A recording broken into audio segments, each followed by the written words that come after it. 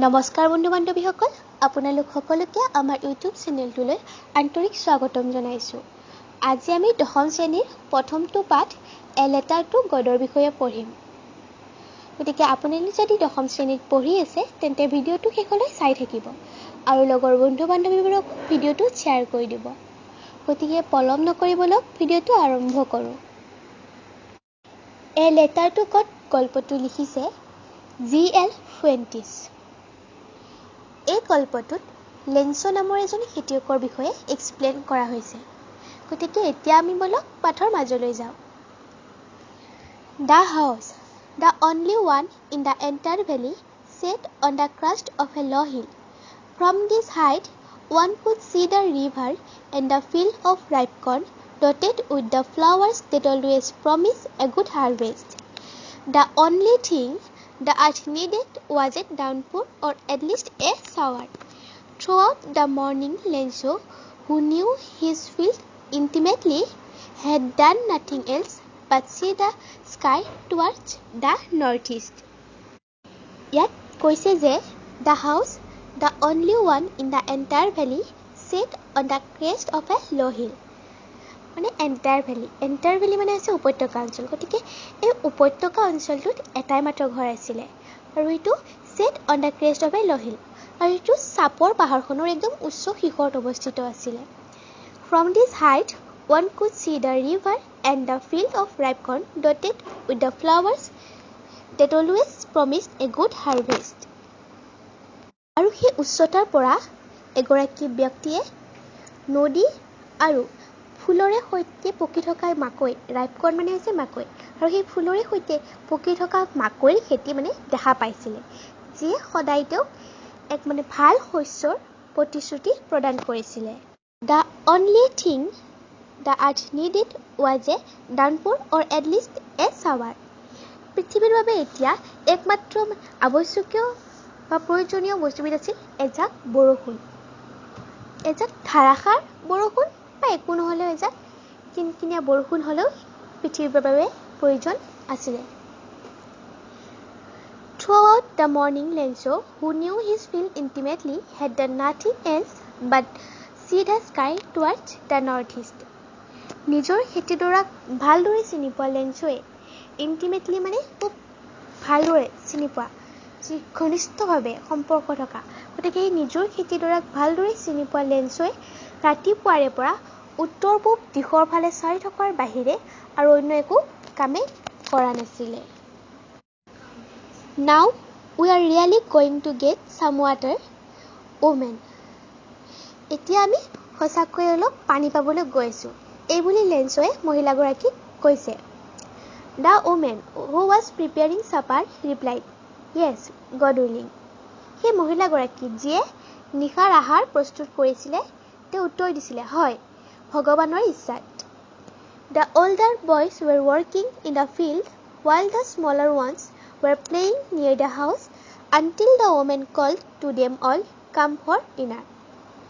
ডাঙৰ ল'ৰাবিলাকে খেতিডৰাত কাম কৰি আছিলে আৰু সৰু ল'ৰাবিলাকে ঘৰৰ ওচৰতে খেলি আছিলে, যেতিয়ালৈকে সেই মহিলাগৰাকীয়ে তেওঁলোকক ৰাতিৰ আহাৰ গ্ৰহণ কৰিবলৈ মাতা নাছিলে। যেতিয়ালৈকে তেওঁলোকে মহিলাগৰাকীয়ে ৰাতিৰ আহাৰ গ্ৰহণ কৰিবলৈ তেওঁলোকক মাতিছিল, তেতিয়ালৈকে ডাঙৰ ল'ৰাবোৰে আৰু সৰু ল'ৰাবোৰে কি কৰিছিলে, তাতে কাম কৰিছিলে আৰু খেলা ধূলা কৰিছিলে। It was during the meal that just as Lenzo had predicted, big drops of rain began to fall. আহাৰ গ্ৰহণ কৰি থকাৰ সময়ত লেঞ্চোৱে আগতে ভবাৰ দৰে বৰষুণৰ টোপালবোৰ পৰিবলৈ আৰম্ভ কৰিছিল। In the northeast, huge mountains of clouds could be seen approaching. মানে উত্তৰ পূব দিশৰ পৰা অহা মেঘৰ বিশাল পাহাৰবোৰ ওচৰ চাপি অহা যেন লাগিছিলে। The air was fresh and sweet. বতাহজাক সতেজ আৰু মিঠা আছিলে। The man went out for no other reason than to have the pleasure of feeling the rain on his body. মানুহজনে বাহিৰলৈ গৈছিল অন্য কোনো কাৰণত নহয়, মাত্ৰ তেওঁ সেই বৰষুণজাক নিজৰ দেহত অনুভৱ কৰিবলৈহে তেওঁ বাহিৰলৈ গৈছিলে। And when he returned, he exclaimed, "These are not raindrops falling from the sky, they are new coins."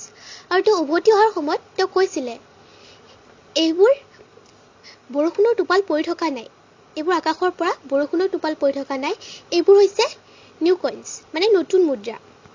The big drops are 10 cent pieces and the little ones are 5s. আৰু ডাঙৰ টোপালবোৰ হ'ল 10 চেণ্টৰ আৰু সৰু টোপালবোৰ হৈছে 5 চেণ্ট, মানে 5 চেণ্টৰ মুদ্ৰা। With a satisfied expression, he regarded the field of ripe corn with its flowers draped in a curtain of rain. তেওঁ এটা সন্তুষ্টিৰ ভাৱেৰে ফুল লাগি থকা মাকৈ খেতিডৰাক বৰষুণত আচ্ছাদিত হৈ থকাৰ দৰে তেওঁ দেখা পাইছিলে। But suddenly a strong wind began to blow and along with the rain, very large hailstone began to fall. কিন্তু হঠাতে এজাক শক্তিশালী বহুত প্ৰচণ্ড বতাহ বলিবলৈ আৰম্ভ কৰিছিল আৰু সি বৰষুণ জাকৰ সৈতে শিলো পৰিবলৈ আৰম্ভ কৰিছিল। This truly did resemble new silver coins. এইবোৰ সঁচাকৈয়ে ৰূপৰ মুদ্ৰা সদৃশ আছিলে। The boys, exposing themselves to the rain, ran out to collect the frozen pearls. ল'ৰাবোৰে সেই frozen pearls মুকুতাবোৰ সংগ্ৰহ কৰিবলৈ বাহিৰলৈ ওলাই আহিছিলে। ইয়াত frozen pearls মুকুতাক কথা কৈছে। মুকুতা শিলৰ যিবোৰ শিল পৰিছিলে বৰষুণৰ লগত, সেইবোৰক মুকুতাৰ লগত তুলনা কৰিছে। It's really getting bad now, exclaimed the man. মানুহজনে কৈছিলে, এইটো সঁচাকৈয়ে বেয়া হ'বলৈ গৈ আছে। I hope it patch quickly. মই আশা কৰিছোঁ যেন এইজাক বৰষুণ জাক সোনকালে বন্ধ হয়। It did not pass quickly. কিন্তু বৰষুণ জাক সোনকালে তৎক্ষণাত বন্ধ হৈ যোৱা নাছিলে। For an hour, the hail rained on the house, the garden, the hillside, the cornfield, on the whole valley. এঘণ্টা ধৰি ঘৰটোত, বাগিচাখনত বা পাহাৰৰ ঢাল, মাকৰ খেতিডৰা সম্পূৰ্ণ উপত্যকাটোতেই বৰষুণ দি আছিলে। The field was white as if covered with salt. খেতিডৰা এনেদৰে বগা হৈ আছিল যেন তাত নিমখহে পৰিছে, নিমখেৰে ঢাক খাই যোৱাৰ দৰে গোটেই খেতিডৰা বগা হৈ গৈছিল। Not a leaf remained on the trees. The corn was totally destroyed. গছবোৰত এখিলাও পাত বাকী ৰোৱা নাছিল, সকলো পাত সৰি গৈছিলে আৰু মাকৈবোৰো সম্পূৰ্ণৰূপে নষ্ট হৈ গৈছিল। The flowers were gone from the plants. গছৰ পৰা সকলোবোৰ ফুল সৰি পৰিছিলে। Lenso's soul was filled with sadness. লেন্সৰ মনটো খুব দুখেৰে ভৰি পৰিছিলে। When the storm had passed, he stood in the middle of the field and said to his sons. আৰু যেতিয়া বৰষুণ জাক পাৰ হৈ গৈছিলে, বন্ধ হৈছিলে, তেতিয়া লেন্সই খেতিডৰাৰ একদম মাজভাগত থিয় হৈছিলে আৰু তেওঁৰ ল'ৰাকেইজনক কৈছিলে, A plague of locusts would have left more than this. The hail has left nothing. This year we will have no corn. A plague of locusts group of insect. খেতি নষ্ট কৰা যিবোৰ পৰুৱা থাকে, সেই পৰুৱাবোৰে যদি খালেহেঁতেন তেতিয়া কিছু অলপ হ'লেও বাকী থাকিলহেঁতেন। কিন্তু এই বৰষুণ জাকে একোৱেই নোহোৱা কৰি দিলে। এই বছৰ আমাৰ ওচৰত কোনো মাকৈ নাথাকিব। That night was a sorrowful one. All our work for nothing. These are no one who can help us. We all are go hungry this year. সেই ৰাতিটো এটা বিষাদপূৰ্ণ ৰাতি আছিলে। আমাৰ সকলো পৰিশ্ৰম অথলেই গ'ল। আমাক সহায় কৰিব পৰা এতিয়া কোনোই নাই। এই বছৰটো আমি সকলোৱে ভোকতে কটাব লাগিব। But in the hearts of all who lived in a solitary house in the middle of the valley, there was a single hope, help from God. উপত্যকাটোৰ মাজভাগত অকলশৰীয়াকৈ বাস কৰা সেই ঘৰটোৰ আটাইকেইজন মানুহৰ মনত মাত্ৰ এটাই আশা আছিলে আৰু সেইটো হ'ল ভগৱানৰ পৰা সহায়। Do not be so upset. Even though This seems like total loss. Remember, no one dies of hunger.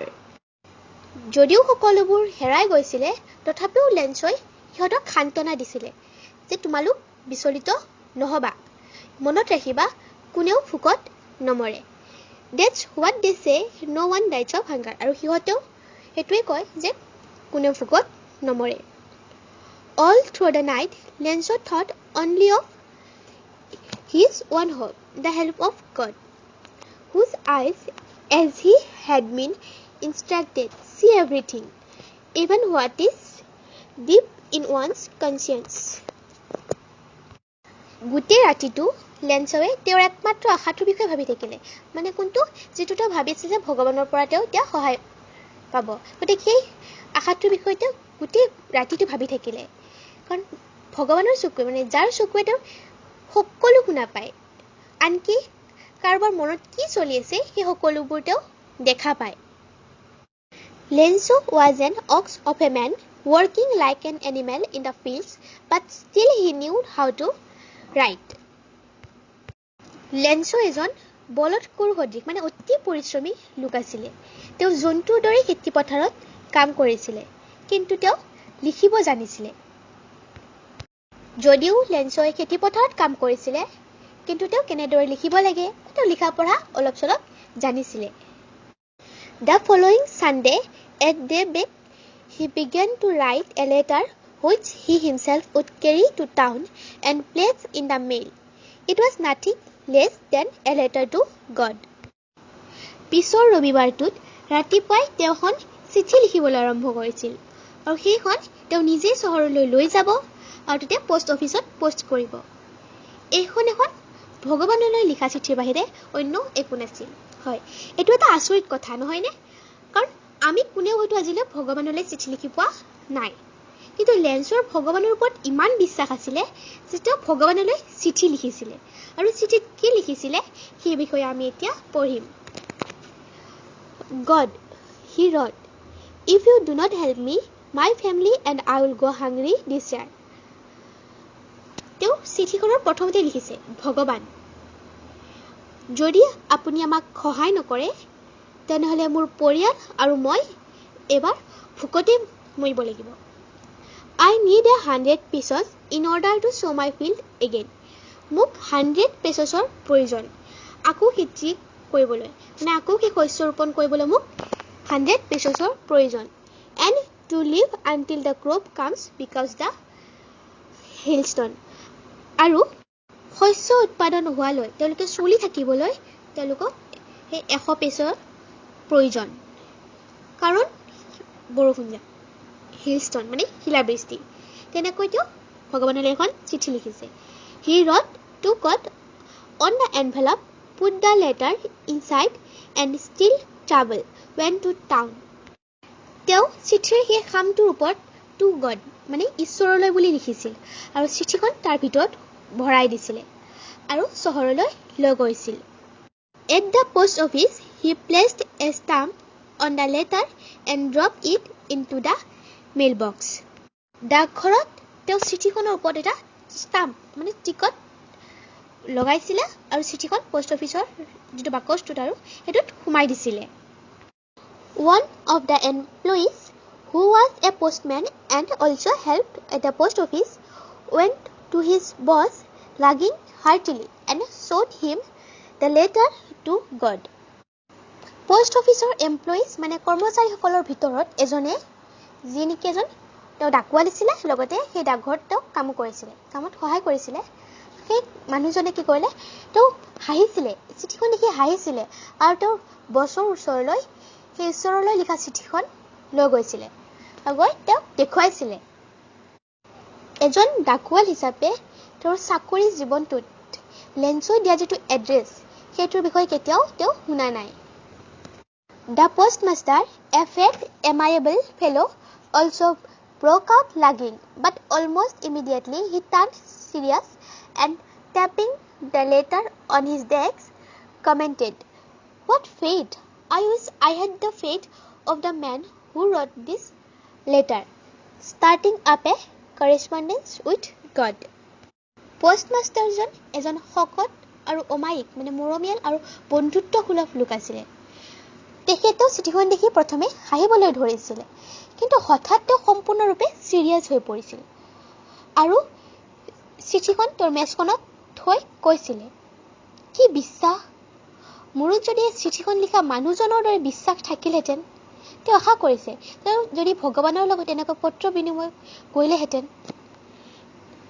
So, in order not to check the writer's faith in God, the postmaster came up with an idea. Answer the letter. সেয়ে চিঠি লিখা মানুহজন অৰ্থাৎ লেঞ্চৰ ভগৱানৰ ওপৰত যি বিশ্বাস আছিল সেয়া যাতে এতিয়াও ভাঙি নাযায় তাৰ বাবে পোষ্টমাষ্টাৰজনে এটা উপায় ভাবিলে। তেওঁ ভাবিলে যে চিঠিখনৰ এতিয়া উত্তৰটো দিয়া যাওক, অৰ্থাৎ তেওঁ লেঞ্চক সহায় কৰিব বিচাৰিলে, কাৰণ ভগৱানকতো যে চিঠিখন দিব নোৱাৰে, গতিকে ভগৱানৰ হৈ পোষ্টমাষ্টাৰজনে চিঠিখনত যি বিচাৰিছে সেয়া লেঞ্চক দিবলৈ ইচ্ছা প্ৰকাশ কৰিলে। But when he opened it, it was evident that to answer it he needed something more than goodwill, ink and paper. কিন্তু যেতিয়া তেওঁ চিঠিখন খুলিছিল তেতিয়া দেখা পাইছিল যে চিঠিখনৰ উত্তৰ দিবলৈ কাগজ কলমৰ উপৰি অন্য কিবা বস্তুৰহে আৱশ্যক আছিলে। But he stuck to his resolution. He asked for money from his employees. He himself gave part of his salary, and several friends of his were obliged to give something for an act of charity.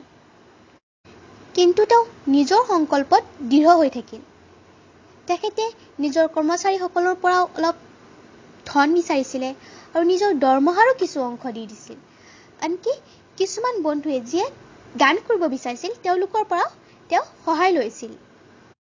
It was impossible for him to gather together the 100 pesos, so he was able to send the farmer only a little more than half. পোষ্টমাষ্টাৰজনৰ বাবে 100 পেছো একেলগে সংগ্ৰহ কৰাটো সম্ভৱ নাছিলে। সেইবাবে তেওঁ আধাতকৈ অলপ বেছি খেতিয়কজনলৈ পঠাবলৈ সক্ষম হৈছিল। He put the money in an envelope addressed to Lenso and with it a letter containing only a single word as a signature, God. তেওঁ পইচাখিনি লেঞ্চই যিটো ঠিকনা দিছিলে সেই ঠিকনাটোতে এখন চিঠিৰ সৈতে ভৰাই দিছিলে আৰু তাত কেৱল চিগনেচাৰ হিচাপে মানে সাইন হিচাপে মাত্ৰ এটাই শব্দ লিখা আছিলে, সেইটো হৈছে ভগৱান। তেওঁ ভগৱান বুলি এই কাৰণে চিঠিখনত লিখিছে যাতে লেঞ্চই এই চিঠিখন ভগৱানে দিয়া বুলি ভাবে। লেঞ্চই যাতে গম নাপায় যে এই পইচাখিনি পোষ্ট অফিচৰ এমপ্লয়িজবোৰে বা পোষ্টমেনজনে দিছে। তেওঁৰ যদি ভগৱানৰ ওপৰত যিটো বিশ্বাস সেই বিশ্বাস অটুট থাকে তাৰ কাৰণে পোষ্টমাষ্টাৰজনে লেটাৰখনৰ ওপৰত গড বুলি চিগনেচাৰ কৰিছে। The following Sunday, Lenso came a bit earlier than usual to ask if there was a letter for him. পিছৰ ৰবিবাৰটোত লেঞ্চোৱে সচৰাচৰ সময়তকৈ কিছু সোনকালে মানে কিছু আগতীয়াকৈ আহিছিল। আহি তেওঁ সুধিছিলে যে তেওঁৰ কাৰণে কিবা চিঠি আহিছে নেকি। It was the postman himself who handed the letter to him, while the postmaster, experiencing the contentment of a man who has performed a good deed, looked on from his office. পোষ্টমেনজনে নিজেই তেওঁ চিঠিখন হাতত তুলি দিছিলে আৰু পোষ্টমাষ্টাৰজনে নিজৰ কাৰ্যালয়ৰ পৰা তেওঁক চাইছিলে, তেওঁক মানে লেঞ্চক, কাৰণ পোষ্টমাষ্টাৰজনে এটা ভাল কাম কৰাৰ বাবে নিজে সন্তুষ্টি লাভ কৰিছে। এই সন্তুষ্টিৰ অভিজ্ঞতাৰ বাবে নিজৰ কাৰ্যালয়ৰ পৰা তেওঁ চাই আছিল। Lenso showed not the slightest surprise on seeing the money. Such was his confidence. But he became angry when he counted the money. লেঞ্চৰ পইচাখিনি দেখি অলপো আচৰিত হোৱা নাছিল, কাৰণ তেওঁ ভগৱানৰ ওপৰত ইমান বিশ্বাস আছিল। কিন্তু তেওঁ হঠাতে খঙাল হৈ পৰিল যেতিয়া তেওঁ পইচাখিনি গণিছিল। God could not have made a mistake, nor could he have denied Lenso what he had requested. তেওঁ মনতে ভাবিছিল যে ভগৱানে এনেকুৱা এটা ভুল কৰিব নোৱাৰে আৰু লেঞ্চই যিখিনি ৰিকুৱেষ্ট কৰিছিল ভগৱানক সেইখিনি ভগৱানে অস্বীকাৰ কৰিব নকৰে। Immediately, Lenso went up to the window to ask for paper and ink. তৎক্ষণাত লেঞ্চোৱে কাগজ আৰু কলম বিচাৰি খিৰিকীৰ ওচৰলৈ গৈছিল. On the public writing table, he started to write with much wrinkling of his brow, caused by the effort he had to make to express his ideas. Public writing table অৰ্থাৎ য'ত সৰ্বসাধাৰণ লোকে পোষ্ট অফিচত গ'লে য'ত লিখা মেলা কাম কৰে সেই টেবুলখনতো লেঞ্চোৱে কি কৰিলে লিখিবলৈ আৰম্ভ কৰিলে. আৰু নিজৰ যিবোৰ ধাৰণাবোৰ তাতে ব্যক্ত কৰিবলৈ অত্যন্ত চিন্তা কৰিব লগা হোৱাত তেওঁৰ চকুৰ চেলাউৰিবোৰ অধিকভাৱে কোচ খাই পৰিছিল. When he finished, he went to the window to buy a stamp which he lit and then affixed to the envelope with a blow of his fist. যেতিয়া তেওঁৰ লিখা শেষ হৈছিল তেওঁ এটা টিকট কিনিবলৈ খিৰিকীৰ ওচৰলৈ গৈছিল যিটো তেওঁ জিভাৰে চেলেকিছিল আৰু চিঠিৰ যিটো খামটোৰ ওপৰত হাতৰ এনেকৈ মুঠিৰে টানকৈ তাত লগাই দিছিল. The moment the letter fell into the mailbox, the postmaster went to open it. চিঠিখন মেইলবক্সত পৰাৰ লগে লগে পোষ্টমাষ্টাৰজনে চিঠিখন খুলিবলৈ গৈছিল. It said, "God, of the money that I asked for, only 70 pesos reached me. Send me the rest, since I need it very much." তাত লিখা আছিলে যে ভগৱান যিমান ধন মই বিচাৰিছিলোঁ তাৰে কেৱল মই 70 পেছহে পাইছোঁ. বাকীখিনিও মোলৈ পঠিয়াই দিয়া যিহেতু মোৰ এইখিনিৰ অতি প্ৰয়োজন হৈছে. But do not send it to me through the mail because the post office employees are a branch of crooks. Lencho কিন্তু এইখিনি মোলৈ ডাকযোগে নপঠিয়াবা কাৰণ এই ডাকঘৰৰ কৰ্মচাৰীসকল কি হয় ঠগ প্ৰবঞ্চক হয়. এনেকৈ লেঞ্চোৱে চিঠিখনত লিখিছিলে. এইটো এটা হাস্যকৰ মুহূৰ্ত নহয় জানো কাৰণ তাতে পোষ্ট অফিচ এমপ্লয়িজসকলে লেঞ্চক সহায় কৰিবলৈ বিচাৰিছিল আৰু সেইকাৰণে তেওঁলোকৰ নিজৰ মাজৰ পৰা তাত 70 পেছজ সংগ্ৰহ কৰি লেঞ্চক সহায় কৰিব বিচাৰিছিল. কিন্তু লেঞ্চোৱে আকৌ ওলোটাকৈ সেই পোষ্ট অফিচ এমপ্লয়িজসকলক ঠগ প্ৰবঞ্চক বুলি ভগৱানক চিঠিখনত উল্লেখ কৰিছে নহয় জানো. গতিকে এইটো আছিল এ লেটাৰ টু গড গল্পটোৰ বৰ্ণনা. আশা কৰোঁ ভিডিঅ'টো চাই আপোনালোকে ভাল পালে আৰু যদি ভাল পাইছে আপোনালোকে আপোনালোকৰ বন্ধু বান্ধৱীবোৰলৈও এই ভিডিঅ'টো শ্বেয়াৰ কৰি